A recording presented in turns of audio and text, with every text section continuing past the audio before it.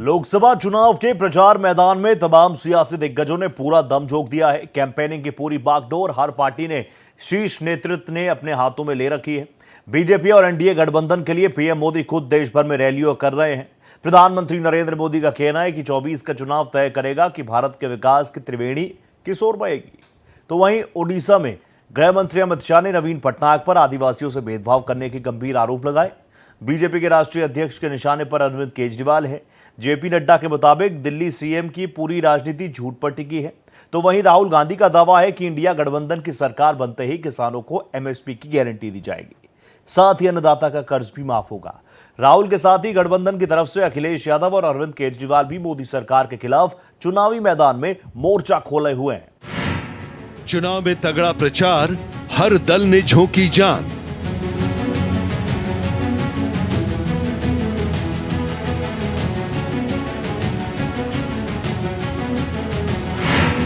अहम पड़ाव पर चुनाव, जनता का किसे भाव।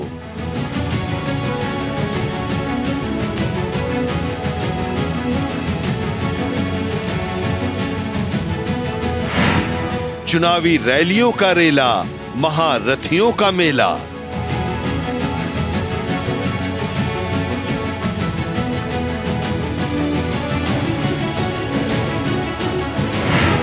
लोकसभा चुनाव का रण, विपक्ष पर भीषण तीर।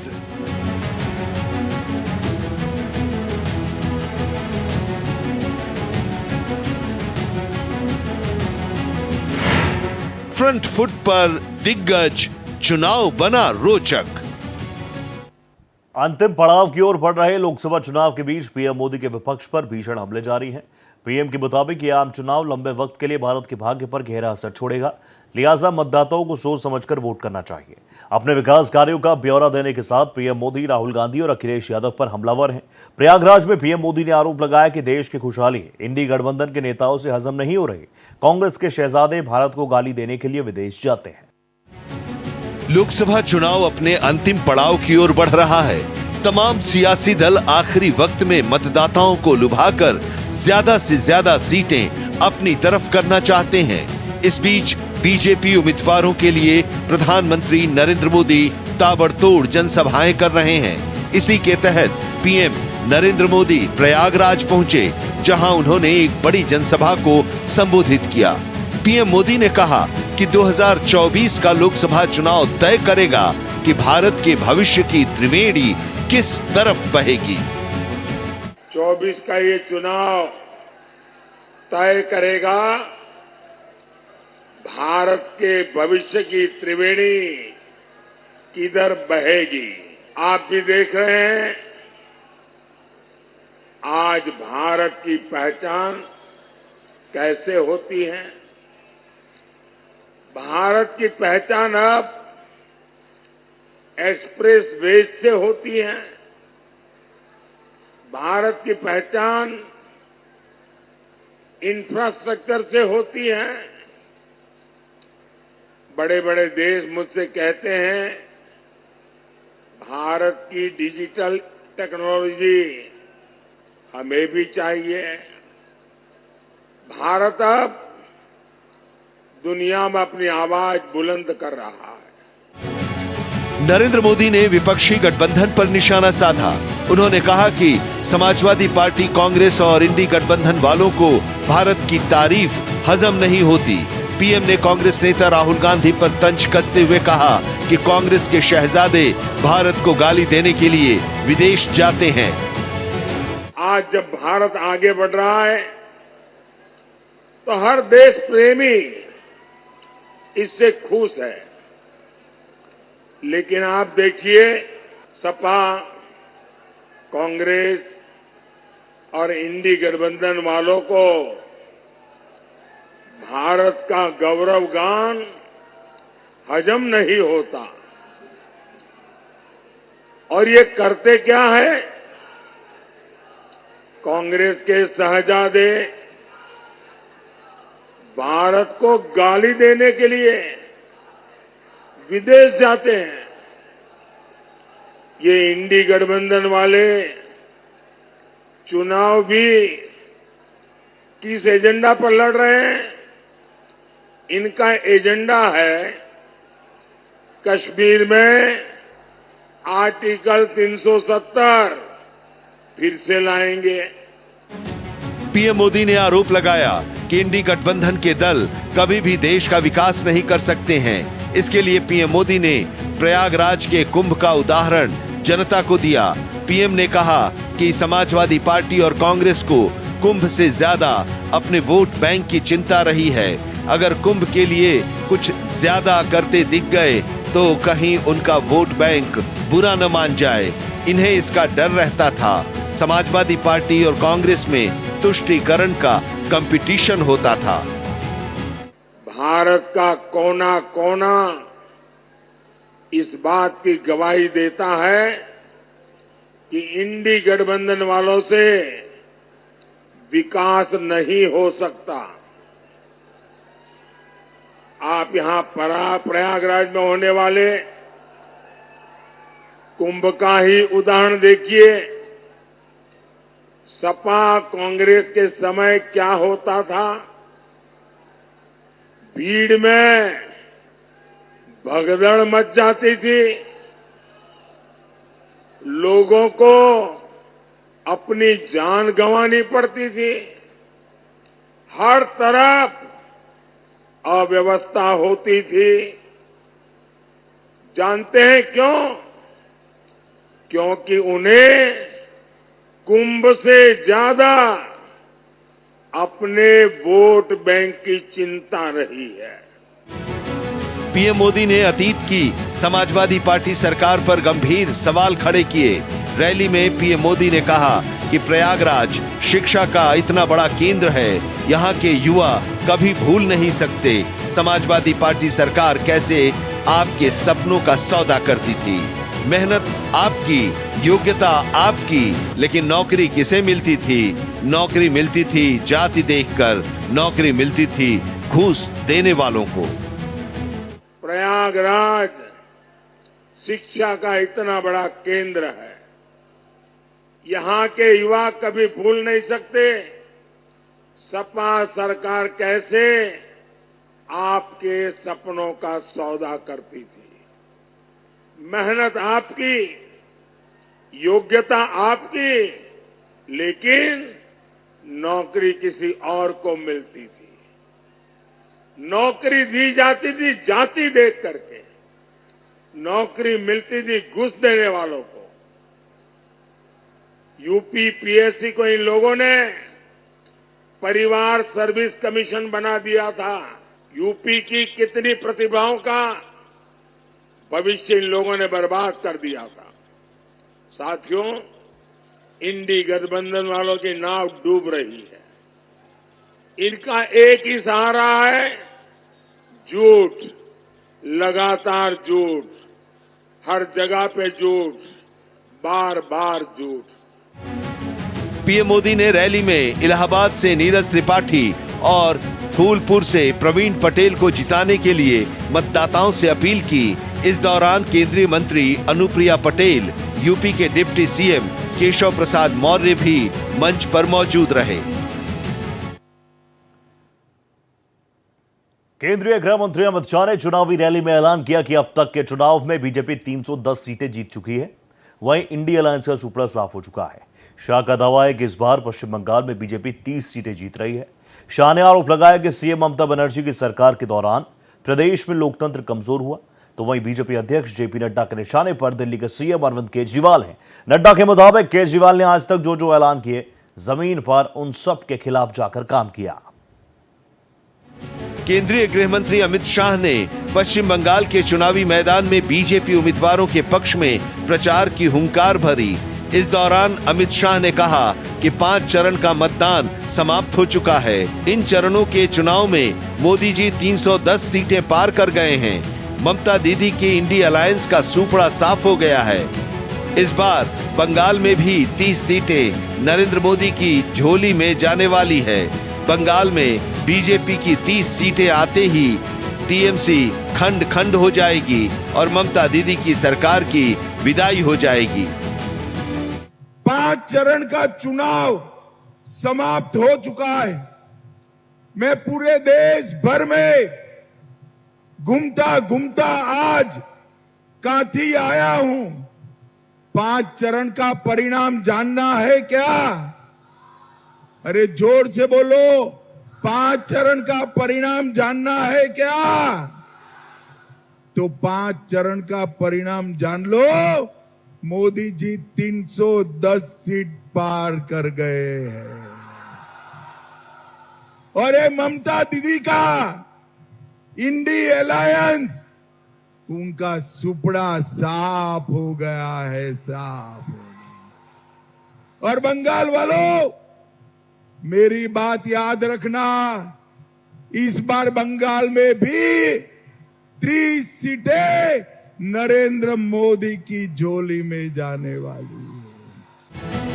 केंद्रीय गृह मंत्री ने चुनावी रैली में कहा कि टीएमसी कार्यकर्ताओं की हिंसा ने बंगाल में लोकतंत्र को कमजोर कर दिया है, लेकिन मैं आपसे आग्रह करता हूं कि आप डरे नहीं। हमने चुनाव आयोग से सुरक्षा के लिए अर्धसैनिक बलों के जवानों को तैनात करने का अनुरोध किया है। मेरे आदिवासी युवाओं के लिए मैं कहना चाहता हूं, ये नवीन बाबू की आयु हो गई है, ज्यादा काम होता नहीं है, इसलिए भर्ती भी नहीं करते हैं।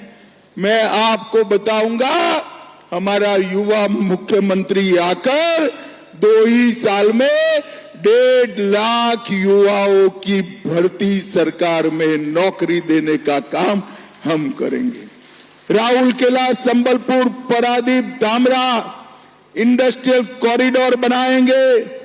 भुवनेश्वर, राउरकेला, ब्रह्मपुर, बालेश्वर आईटी पार्क बनाएंगे। वहीं ओडिशा में पहुंचकर गृह मंत्री अमित शाह ने जनता को भरोसा दिया कि बीजेपी सरकार राज्य के बुनियादी ढांचे को मजबूत करेगी और ओडिशा में सर्वोत्तम चिकित्सा सुविधाएं सुनिश्चित किए जाएंगे। गृह मंत्री अमित शाह ने कहा कि हम गरीबों के लिए 15 लाख नए घर बनाएंगे और राज्य के लगभग 26 लाख घरों में नल के पानी का कनेक्शन दिया जाएगा। 15 लाख घर बनाएंगे, 26 लाख घरों में पानी देंगे और 5 लाख तक का आपका इलाज। चाहे कहीं पर भी काम करने जाइए, पूरे देश पर में, गुजरात जाइए, महाराष्ट्र जाइए, हरियाणा जाइए, कर्नाटक जाइए, देश भर में कहीं पर भी जाइए, 5 लाख तक का इलाज आयुष्मान भारत योजना से फ्री ऑफ कॉस्ट, मुफ्त में कराने का काम भाजपा सरकार करेगी। वहीं दिल्ली में चुनाव प्रचार के दौरान बीजेपी अध्यक्ष जेपी नड्डा ने कहा कि आम आदमी पार्टी झूठ की बुनियाद पर बनी हुई पार्टी है और अरविंद केजरीवाल झूठ की बुनियाद पर ही नेता बने हैं। और मैं केजरीवाल जी पर विशेष करके बोलना चाहता हूं, ये तो झूठ के बुनियाद पर बनी हुई पार्टी है और ये झूठ के बुनियाद पर बना हुआ नेता है। आप बताइए, इसने बोला था कि नहीं बोला था मैं कभी भी राजनीति में नहीं आऊंगा? आप बताइए, बोला था कि नहीं बोला था कि मैं कभी राजनीतिक दल नहीं बनाऊंगा? बोला था कि नहीं बोला था कि मैं कभी चुनाव नहीं लड़ूंगा? ये बोला था कि नहीं बोला था कि मैं कांग्रेस से समझौता नहीं करूंगा?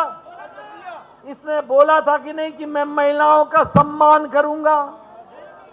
देखिए, इसने सब बातें झूठ साबित कर दी। जो स्वाति मालीवाल के साथ हुआ है, मैं पूछना चाहता हूं इस मंच से कि स्वाति मालीवाल, जो आप निर्भया कांड की बात करते थे, महिला सम्मान की बात करते थे, आपके घर में एक महिला राज्यसभा की सदस्य, उसके साथ उत्पीड़न हो जाए, उसके साथ दुर्व्यवहार हो जाए और तुम 4 दिन तक चुप हो? 4 दिन तक। लोकसभा चुनाव अपने अंतिम दौर में पहुंच रहा है, लिहाजा बीजेपी के शीर्ष नेतृत्व ने प्रचार में अपना पूरा दम झोंक दिया है। 400 पार का लक्ष्य हासिल करने के लिए पीएम नरेंद्र मोदी, गृह मंत्री अमित शाह और बीजेपी अध्यक्ष जेपी नड्डा धुआंधार कैंपेनिंग कर रहे हैं। राहुल गांधी के सवालों और दमदार प्रचार ने मजबूत विपक्ष की मौजूदगी दर्ज कराई है, तो वहीं पार्टी प्रेसिडेंट मल्लिकार्जुन खड़गे भी अलग अलग राज्यों में चुनावी सभाओं के जरिए कांग्रेस को मजबूत करने में जुटे हैं। उत्तर प्रदेश में अखिलेश यादव तो दिल्ली में अरविंद केजरीवाल मोदी सरकार को तीसरी बार केंद्र में वापसी से रोकने में महत्वपूर्ण रोल अदा कर रहे हैं। लोकसभा चुनाव प्रचार करते हुए कांग्रेस नेता राहुल गांधी प्रधानमंत्री मोदी पर सवालों की बौछार कर रहे हैं। राहुल गांधी ने पीएम मोदी को सार्वजनिक बहस के लिए ललकारा है। दिग्गज कांग्रेस नेता के मुताबिक पीएम मोदी कभी भी ये चुनौती स्वीकार नहीं करेंगे, क्योंकि बहस के दौरान पीएम मोदी के पास अडानी, इलेक्टोरल बॉन्ड और अग्निवीर योजना पर किसी भी सवाल का जवाब नहीं होगा। मैं तैयार हूं कहीं भी किसी टाइम भी नरेंद्र मोदी डिबेट करें मेरे साथ। आपको क्या लगता है नरेंद्र मोदी डिबेट करने आएंगे? नहीं आ सकते हैं, क्योंकि मैं आपको बताता हूं क्या होगा। सीधी सी बात है, नरेंद्र मोदी जी आएंगे, पहला सवाल मैं उनसे पूछूंगा, नरेंद्र मोदी जी आप मुझे बताइए, ये अदानी जी जो हैं इनका आपके साथ क्या रिश्ता है? हिंदुस्तान में आपने इनको एयरपोर्ट दिए, पोर्ट्स दिए, इंफ्रास्ट्रक्चर दिया, डिफेंस इंडस्ट्री आपने इनको दे दी, अग्निवीर आपने इनके लिए किया, जवानों से शहीदों का हक खींचीना। तो सबसे पहले मुझे बताइए, ये अदानी और आपका रिश्ता क्या है? राहुल गांधी का कहना है कि इंडिया गठबंधन की सरकार बनते ही किसानों को एमएसपी की कानूनी गारंटी दी जाएगी। इसके साथ अन्नदाता के कर्ज को सरकार माफ करेगी। किसानों को पहली बार कानूनी मिनिमम सपोर्ट प्राइस और कर्जा माफ हमारी सरकार करने जा रही है। हिंदुस्तान के किसानों को अनाज के लिए, शुगर केन के लिए, आलू के लिए, कपास के लिए हम गारंटी करके कानूनी मिनिमम सपोर्ट प्राइस, कम से कम दाम उनको हम देने जा रहे हैं।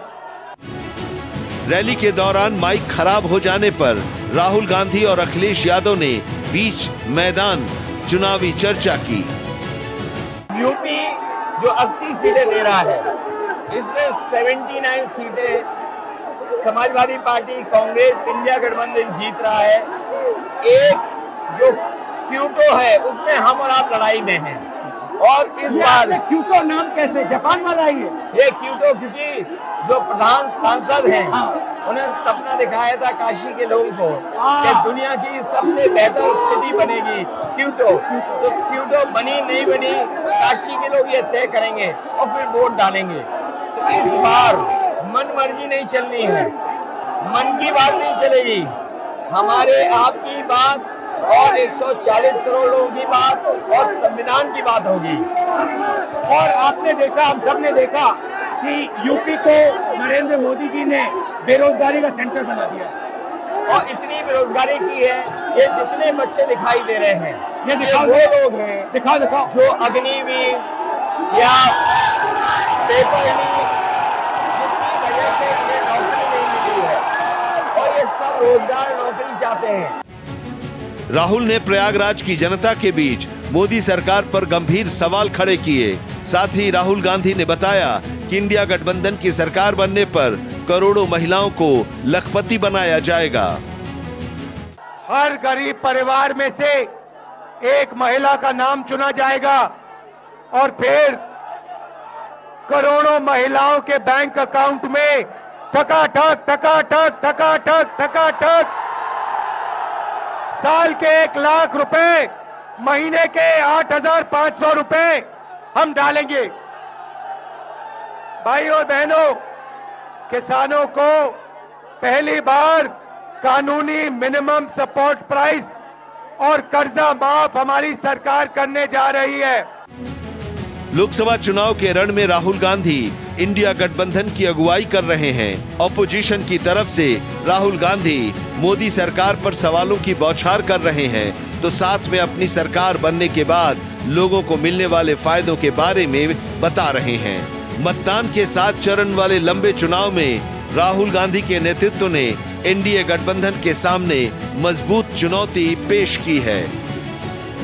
मतदान से ठीक पहले के हालात सालों के काम पर भारी पड़ते हैं। सियासी दलों को ये बात अच्छी तरह पता है कि आखिरी वक्त में जो मतदाता पर गहरी छाप छोड़ेगा वोट उसी को मिलेगा। लिहाजा एनडीए के साथ साथ इंडिया गठबंधन प्रचंड प्रहार अभियान के साथ चुनावी रण में डटे हैं। खुद प्रधानमंत्री नरेंद्र मोदी देश में प्रचार अभियान का सबसे लोकप्रिय चेहरा है, तो वहीं विपक्ष राहुल की अगुवाई में केंद्र को चुनावी टक्कर दे रहा है। राष्ट्रीय पार्टियों के साथ क्षेत्रीय पार्टियां भी संसद की ज्यादा से ज्यादा सीटें जीतने के लिए पूरे दमखम से चुनावी रण में उतरी हुई है।